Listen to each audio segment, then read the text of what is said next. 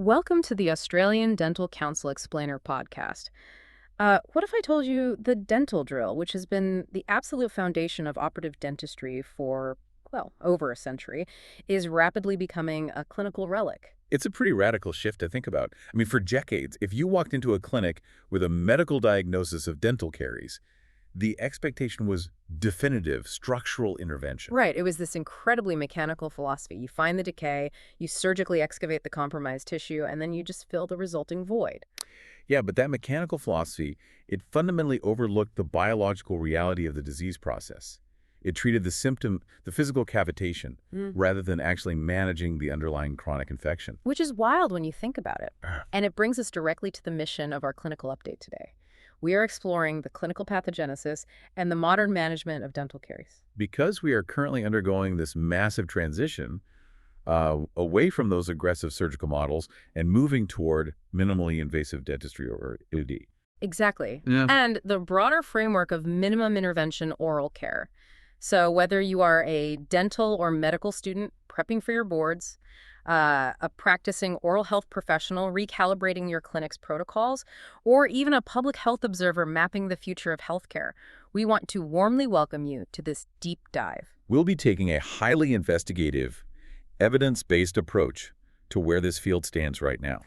And as we navigate this transition from a surgical discipline to a biological medical discipline, I want to assure you that we'll be relying strictly on documented medical facts. Right, no marketing hype here. Exactly. We'll be looking at modern diagnostic frameworks and evidence-based non-operative treatments.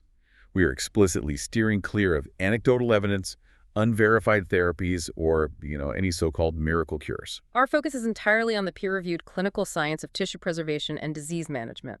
So to understand how to properly manage this disease, we first have to understand the biological blueprint at a microscopic level. Right.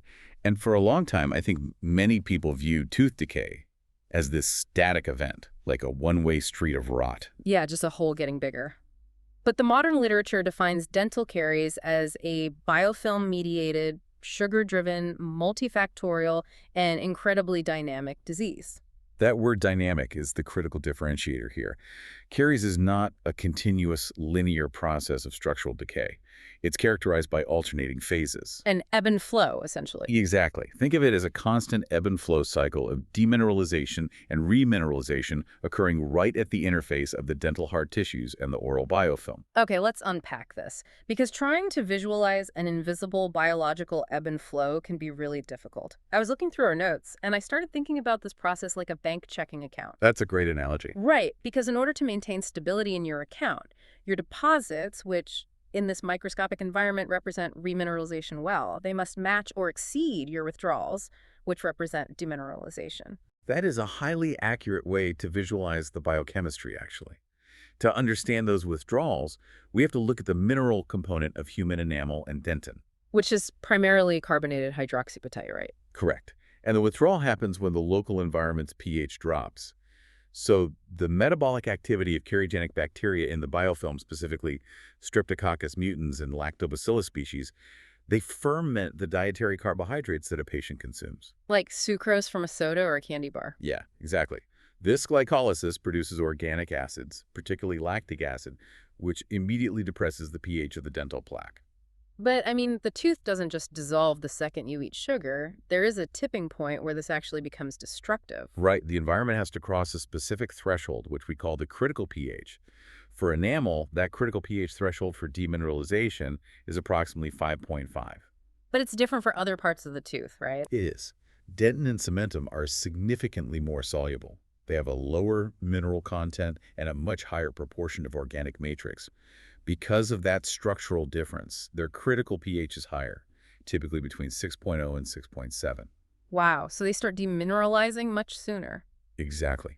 When the local plaque environment drops below these respective thresholds, we witness the active dissolution of hydroxyapatite. So what does that dissolution actually look like chemically?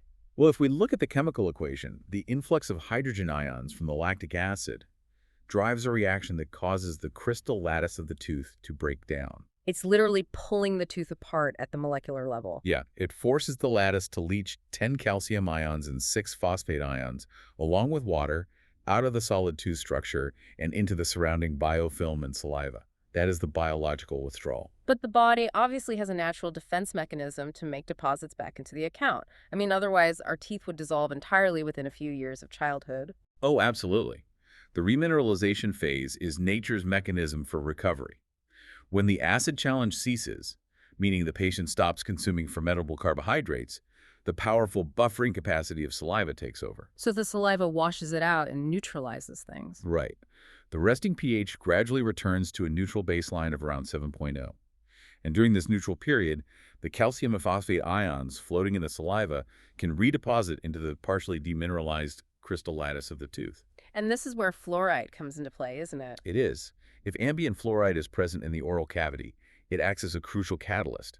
It actually substitutes itself into the recovering crystal structure to form fluorapatite. Which is basically an upgraded version of the original structure. Exactly. Fluorapatite is significantly harder, less soluble, and far more resistant to future acid dissolution than the original hydroxyapatite. So, if the human body possesses this highly evolved natural remineralization mechanism driven by saliva buffering, and we have ambient fluoride in our toothpaste and water supplies, why does the system ever fail? Why do you ever actually develop a carious lesion? Well, it ultimately comes down to overwhelming the biological system's capacity to recover. The cycle fails when the frequency of the acid attacks physically exceeds the buffering and remineralizing capacity of the saliva.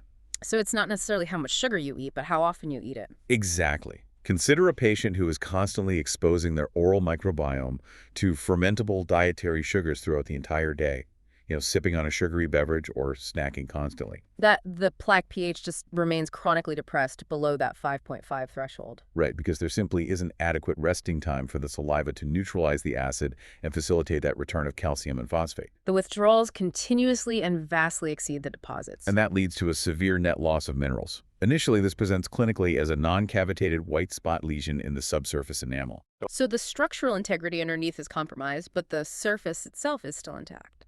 Exactly. But if the imbalance continues unchecked by any intervention, the enamel surface eventually loses its subsurface support and collapses into a frank cavitation. Wow. And because caries is this dynamic biological cycle rather than just a physical hole that suddenly appears, it seems obvious that clinicians need highly sophisticated systems to measure the underlying risk of the disease long before they ever reach for a handpiece. Absolutely. This is where modern diagnostic and risk assessment frameworks become non-negotiable in clinical practice. Two prominent frameworks guide this. First, the International Caries Classification and Management System, commonly known as ICCMS. And the second is CAMBRA, right? Caries Management by Risk Assessment. Correct. Both frameworks demand that a practitioner evaluates the patient's comprehensive biological risk profile before making any decision regarding operative intervention. Let's look at that ICCMS first. I know the system is structured around 4 interconnected elements to guide clinical care, but how does a practitioner actually apply them in real time? Well, the 4 elements of ICCMS form a continuous pathway of care. Element 1 is classification. This utilizes the International Caries Detection and Assessment System, or ICDAS codes. And those range from 0 for a clinically sound tooth up to 6 for an extensive deep cavitation involving dentin, right? Exactly. This step stages the severity and visually assesses the activity of the lesion. Then, element 2 is history, which broadens the scope to gather patient-level risk assessment data. Like their medical background, their diet, their oral hygiene habits. Right, so instead of just isolating a single tooth, you're building a biological profile of the host. That profile is essential for element 3, which is decision-making. This is where you put the puzzle pieces together. Exactly. The clinician synthesizes the isolated lesion data from element 1 with the comprehensive patient risk data from element 2. Finally, element 4 is management. And that encompasses personalized, risk-adjusted preventative care plans. Yes, and only when biologically necessary, tooth-preserving operative care. And nested within these modern pathways is the CAMBRA philosophy. CAMBRA views dental caries as a continuous imbalance between pathological risk factors and protective factors. But what I find really fascinating is that it provides a highly structured, objective way to quantify that balance. Yeah, the quantitative approach is what makes it so actionable in a clinical setting. The specific method detailed in the literature is known as CAMBRA 123. It assigns numerical values to different clinical observations, removing the guesswork and calculating a patient's objective risk level. Let me make sure I understand the arithmetic of this. Go ahead. Under the CAMBRA 123 model, you are essentially tallying up columns. Any protective factor a clinician identifies, like optimal salivary flow or regular exposure to fluoride, is allocated a score of -1. Right. Then you look at biological or environmental risk factors like frequent sugar consumption, poor oral hygiene, or active orthodontic appliances, and each of those receives a score of +2. Correct. And finally, the presence of actual clinical disease indicators such as visible white spot lesions, deep enamel pits, or existing restorations receives a heavy score of +3. So you just sum those columns up. You sum them up, and the resulting arithmetic balance categorizes the patient into a low, moderate, high, or extreme risk profile. What's fascinating here is the implication of these frameworks for the medical model of dentistry. How so? Well, treating a physical and carious lesion without simultaneously addressing the underlying CAMBRA risk factors that originally caused it, that is fundamentally viewed as a clinical failure now. That makes complete sense. I mean, if you merely restore the physical damage, if you just drill and fill the cavity, Yeah. you have done absolutely nothing to cure the biological infection. Right, you haven't altered the environmental conditions that allowed the Streptococcus mutans to flourish in the first place? It really transitions the practitioner's identity. You're no longer functioning purely as a structural surgeon. You are an oral physician managing a chronic, lifestyle-driven disease. Exactly. If a practitioner ignores a patient's extreme CAMBRA risk level and just places a filling, they are virtually guaranteeing the biological failure of that restoration. And the onset of secondary caries right around the margins of the new filling. Exactly. So how do these international diagnostic frameworks translate to the actual clinical standards expected of practitioners operating today? To understand the regulatory and educational landscape, we really need to look at the Australian Dental Council, or ADC, professional competencies. Those competencies form the legal and ethical bedrock of what is expected of a newly qualified dental practitioner. The ADC professional competencies are clustered into 6 broad domains. Covering everything from social responsibility and professionalism to critical thinking and scientific knowledge. Right. However, the most critical domain for our specific discussion on clinical caries management is Domain 6, which is person-centered care. From reading the source material, Domain 6 seems to be the operational heart of daily clinical practice. It dictates exactly what a newly qualified practitioner must be able to execute safely and effectively. Yes, it demands high proficiency in clinical information gathering, diagnosis, management planning, and clinical treatment evaluation. It sets strict boundaries on how care is conceptualized and delivered. And it explicitly mandates that patient safety is paramount in all decisions. Crucially, it requires the practitioner to recognize health as it relates to the unique individual. You cannot separate the tooth from the patient.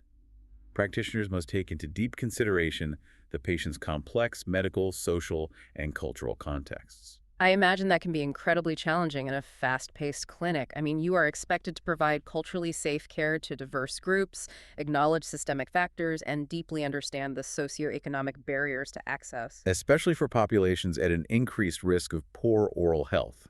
You are also required to determine when and how to appropriately refer a patient to another health professional when a medical complexity falls outside your clinical scope. It is challenging, but it's clearly necessary for the long-term prognosis. It is. And when we connect Domain 6 back to our earlier discussion on the biological pathogenesis of caries, the alignment becomes very clear. The ADC competencies specifically mandate the management of dental caries utilizing evidence-based, minimally invasive selective caries removal. So it formally codifies the shift away from older, aggressive surgical models into the foundational expectations of all newly qualified dentists, oral health therapists, and hygienists across Australia. Precisely. The educational regulatory standard now unequivocally demands tissue preservation. Okay, here's where it gets really interesting. Once the risk is assessed via CAMBRA and the clinical information is gathered and synthesized according to ADC Domain 6 standards, how is the tooth physically treated? That brings us into the actual operational execution of minimally invasive dentistry and modern pharmacological treatments. Let's begin with operative intervention. We discussed the remineralization cycle earlier. Right, the deposits and withdrawals. Yes. However, when a lesion has actively progressed to a frank cavitation and breached the dentin to the point where remineralization of the macrostructure is no longer physically possible, non-operative care is indicated. But the protocol is now selective caries removal, or SCR. This is where the field fully abandons the 20th century cavity design models created by G.V. Black. The old extension for prevention philosophy. Yeah, G.V. Black's traditional cavity design was a product of its time. It required the aggressive surgical removal of not just the highly infected necrotic dentin, but also the deeper, partially demineralized but uninfected affected dentin. It required extensive removal of perfectly sound, healthy tooth structure simply to create mechanical retention forms, undercuts and boxes just to hold rigid amalgam fillings in place. Right, but with modern adhesive bioactive materials that bond chemically to the tooth, that mechanical retention is completely obsolete. The biological rationale of selective caries removal is to selectively excavate only the irreversibly damaged, highly infected soft carious tissue. By leaving behind that deeper affected dentin, you are preserving tissue that still has the biological potential to remineralize, thereby maintaining the structural integrity of the tooth. Exactly. But practically speaking, how does a clinician differentiate and remove one layer without destroying the other? It requires high magnification and tactile precision. This approach drastically reduces the risk of accidentally exposing the pulp chamber. Preventing injury to the dentine pulp complex maintains the tooth's vitality and significantly improves its long-term prognosis. Do they still use the drill for this? Not always. Practitioners achieve this utilizing highly calibrated hand instruments or chemomechanical agents like Papakari or Brix 3000. How do those work? These agents contain enzymes that selectively degrade only the infected, denatured collagen, leaving the healthy collagen matrix untouched. Clinicians also utilize specific palmaric burrs designed to literally blunt themselves against sound dentin alongside precise erbium lasers. And this selective caries removal is often integrated into what's called chromatic restorative treatment, or ARTC, right? Yes. In the RD protocol, the cavity is carefully cleaned using only hand instruments and then immediately sealed with an active fluoride-releasing glass ionomer cement. So it seals the tooth and treats at the same time. Exactly. This cement chemically bonds to the tooth and provides a continuous, localized release of fluoride to promote the remineralization of that affected dentin we intentionally left behind. That is brilliant structural management. But what about the pharmacological management of caries, specifically the use of silver diamine fluoride, or SDF? SDF is fascinating. Yeah, looking at the literature, this solution has been described as a literal wonder liquid and was even granted a rare breakthrough therapy designation by the U.S. FDA for its clinical efficacy. It is a profoundly effective, non-invasive therapeutic agent. It's a clear, odorless liquid composed of 38% silver diamine fluoride. Chemically, that's represented as AgNH3-2F. And it packs a massive punch of fluoride, right? A huge amount. This solution contains an incredibly high concentration of fluoride, approximately 44,800 parts per million, alongside heavy concentrations of silver and ammonia. I love the analogy used to describe its chemical dual-action mechanism. The silver essentially acts as a sword against the bacteria, while the fluoride acts as an impenetrable shield for the remaining tooth structure. That analogy perfectly captures the biochemistry. The ionic silver acts as a devastatingly powerful antimicrobial agent. It disrupts the bacterial cell membranes, denatures their proteins, and actually inhibits bacterial DNA replication. Effectively neutralizing the cariogenic bacteria deep within the lesion. Right. Meanwhile, that massive concentration of fluoride promotes deep, rapid remineralization of the hydroxyapatite. It also inhibits the collagenolitic enzymes, specifically matrix metalloproteinases, that naturally degrade the exposed dentin matrix. And what does the ammonia do? The ammonia simply acts as a solvent to stabilize the solution during storage. And the clinical efficacy data behind this sword and shield mechanism is staggering. The sources indicate that simply applying SDF to a high-risk tooth prevents 61% of new caries lesions compared to standard control groups. It's just remarkably effective. And when applied directly to active open cavities, it arrests, meaning it completely halts the progression of roughly 80 to 81% of lesions in primary teeth. And it achieves this entirely painlessly, without any need for local anesthesia or the vibration of a dental drill. However, there is a highly significant clinical side effect that must be factored into any treatment plan, and it brings us right back to patient communication. Yes, the staining. As the silver interacts with the carious tissue, it oxidizes and forms silver phosphate and silver oxide. This chemical reaction causes the arrested carious lesion to stain a permanent, dark, black color. That is a massive caveat. Given that permanent black staining, how do clinicians successfully navigate patient consent and the obvious aesthetic concerns? You are offering a highly effective medical treatment, but visually it turns the tooth pitch black. It requires meticulous informed consent and robust communication. This aligns directly back with the ADC Domain 6 principles of person-centered care. Right, ensuring the patient knows exactly what to expect. The clinician must ensure the patient or their guardian fully understands the aesthetic trade-off. The staining can certainly be a contraindication for highly visible anterior teeth in cosmetically conscious patients. However, SDF provides vital, irreplaceable utility in specific populations. I imagine it's incredibly useful when standard operative care just isn't feasible. It is an absolute game changer for pediatric patients who are too young, anxious, or pre-cooperative to tolerate conventional drilling and local anesthesia. That makes a lot of sense. It is equally revolutionary for geriatric populations managing rampant root caries in aged care facilities, for individuals with severe special healthcare needs, and in community public health settings where traditional clinical infrastructure simply is not available. For those vulnerable groups, the ability to halt a destructive, painful infection quickly, safely, and cost-effectively far outweighs the aesthetic compromise of a darkened lesion. So what does this all mean for you, the listener? When you step back and look at the sheer biological elegance of the demineralization-remineralization cycle, the rigorous calculations of the ICCMS and CAMBRA risk assessments, the stringent patient-centered demands of the ADC competencies, and the deployment of selective removal tools and SDF, we are witnessing the complete, real-time evolution of a profession. We really are. Dentistry has fundamentally evolved from a mechanical, surgical discipline focused on repairing structural holes into a highly biological medical discipline focused on tissue preservation, systemic risk modification, and chronic disease management. It is a profound, irreversible shift in the standard of care.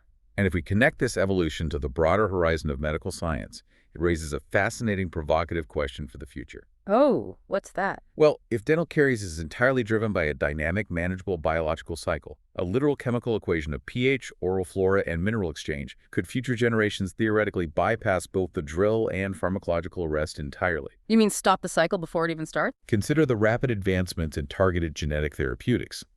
If we can map the exact genetics of Streptococcus mutans, we may soon be able to develop a specialized bacterial vaccine. Wow. Or even engineer a non-acid-producing competitive strain of bacteria to permanently colonize the oral microbiome at birth. By completely altering the biological math of the biofilm, we could effectively eradicate the disease at a population level before a single critical pH threshold is ever crossed. For more insights into the future of preventive dentistry and tooth-preserving operative care, please subscribe and share this update.